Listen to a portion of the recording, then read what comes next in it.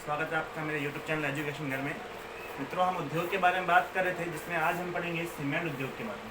देखिए, सीमेंट एक आधारभूत उद्योग है। जिस प्रकार लोहा एक इस्पात एक आधारभूत उद्योग है, क्योंकि सभी उद्योगों के लिए कच्चा माल लोहे से ही प्राप्त होता है, उसी प्रकार सीमेंट एक बहुत ही आधारभूत उद्योग है। आप देखिए, अगर कोई भी निर्माण कार्य करना हो, यानी जितने भी निर्माण कार्य हैं, उन सभी निर्माण कार्य हेतु सीमेंट सबसे अधिक प्रभावी और उपयोगी सिद्ध होता है।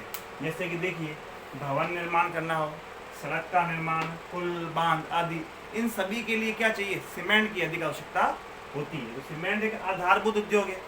साथ साथ अगर किसी भी देश के निर्माण विकास की दृष्टि से देखा जाए, तो उसके विकास के लिए सीमेंट का उत्पादन उपभोग सबसे ज़्यादा निर्भर करता है। आप देखते हो, कोई बड़ी बड़ी सिटीज़ में आप वगैरह जाते हो, वहाँ बड़ी बड़ी आप बिल्डिंग्स वगैरह देखते हो, तो उससे उस शहर के विकसित होने का अनुमान लगाया जाता है। क्यों? क्योंकि वहाँ पर निर्माण कार्य अधिक है, और निर्माण कार्य के लिए क्या चाहिए?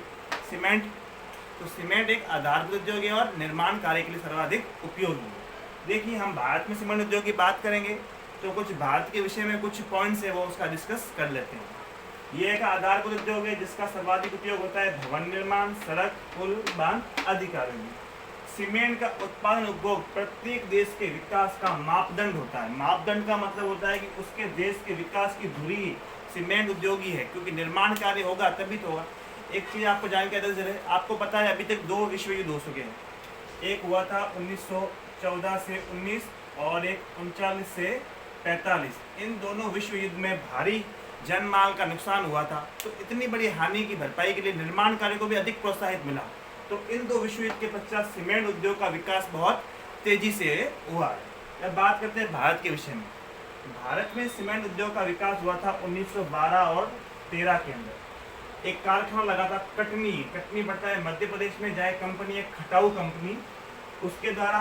फिर हमारे राजस्थान में लाखेरी जो बूंदी के अंदर पड़ता है राजस्थान में, क्लिक निक्सल कंपनी द्वारा।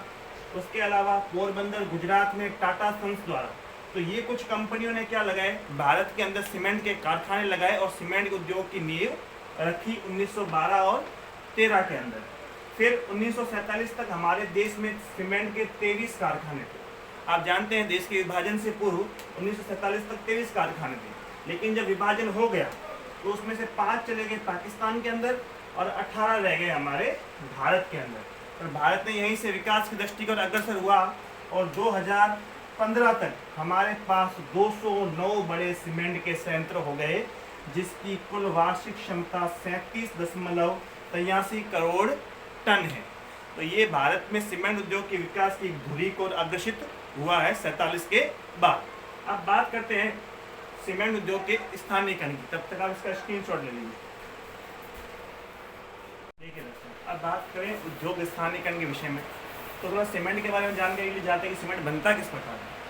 1 टन सीमेंट बनाने के लिए हमको चाहिए 1.6 टन चूने का पत्थर। उसके अतिरिक्त 0.3 टन चाहिए हमको जिप्सम। ये दोनों चीज़ें बहुत आवश्यक है सीमेंट के लिए, चूना पत्थर और जिप्सम। और उसके अतिरिक्त 3.3 टन चाहिए कोयला।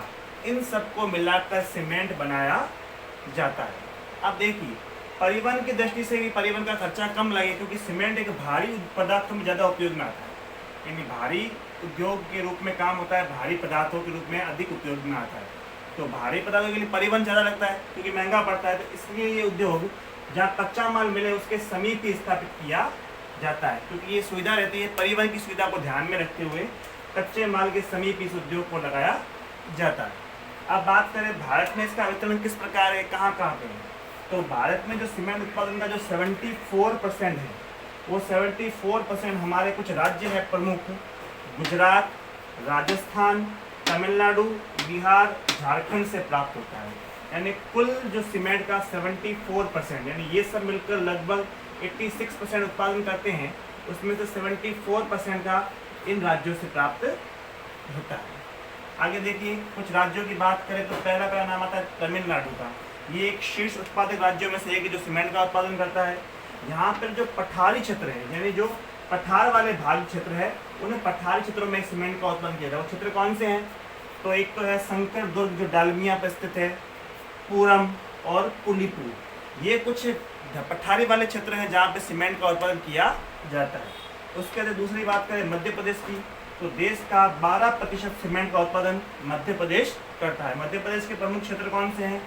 सतना, मेहर और केसून, ये सब मिलकर मध्य प्रदेश के अंदर सीमेंट का उत्पादन करते हैं। बात करें तीसरा आंध्र प्रदेश की, तो आंध्र प्रदेश के प्रमुख क्षेत्र में आता है मछरेला, मंगलगिरी और पनगाम। ये यहाँ के प्रमुख क्षेत्र है जो अधिकतर मात्रा में सीमेंट का उत्पादन करते हैं। अगला हम बात करें प्रमुख है राजस्थान। देखिए राजस्थान के विषय में एक बार खनिजों का अजायब घर भी कहते हैं। राजस्थान में खनिजों का अजायब घर, राजस्थान में अत्यधिक मात्रा में खनिज उपलब्ध है। तो यहाँ पर जिप्सम और चूने के भंडार भी बहुत अधिक है। अगर जिप्सम और चूना अधिक है तो सीमेंट का उत्पादन भी अधिक होगा। भारत में प्रमुख नाम आता है लाखेरी, जो बूंदी के अंदर पड़ता है, निम्बाहेड़ा चित्तौड़ के अंदर, फिर चित्तौड़गढ़, उदयपुर और ब्यावर, ये राजस्थान के अंदर सीमेंट उत्पादन के प्रमुख है। सीमेंट पर आपने कंपनियों के नाम भी सुने होंगे, जेके सीमेंट, बिरला सीमेंट,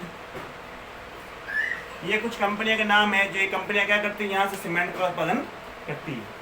तो ये था सीमेंट उद्योग। आशा करता हूँ दोस्तों ये वीडियो आपको पसंद आया होगा। इसको लाइक कीजिए और चैनल को सब्सक्राइब भी जरूर कीजिए। तब तक के लिए आप घर में रहिए, सुरक्षित रहिए।